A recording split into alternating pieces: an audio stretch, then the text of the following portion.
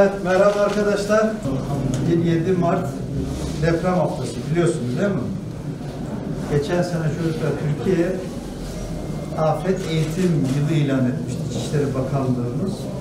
Yıl boyunca Türkiye'nin tamamında afet eğitimleri verildi.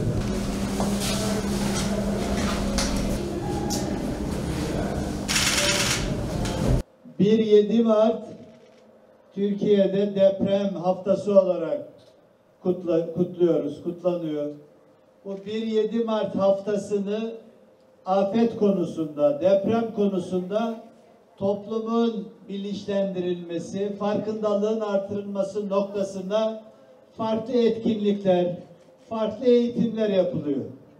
2022 yılını da yine İçişleri Bakanlığımız, AFAD Başkanlığımız Türkiye genelinde tatbikat yılı olarak ilan etti.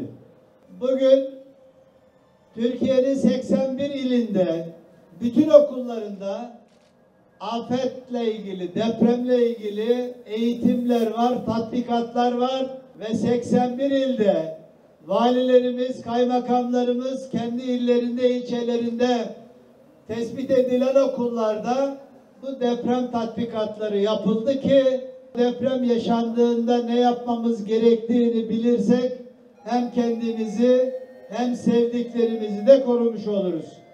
Ben bugünkü tatbikatta görev alan bütün arkadaşlarımı kutluyorum, teşekkür ediyorum.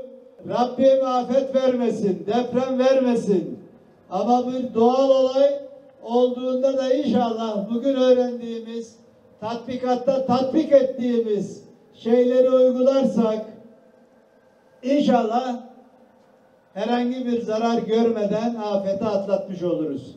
Ben tekrar teşekkür ediyorum. Tatbikatımızın hayırlı uğurlu olmasını diliyorum.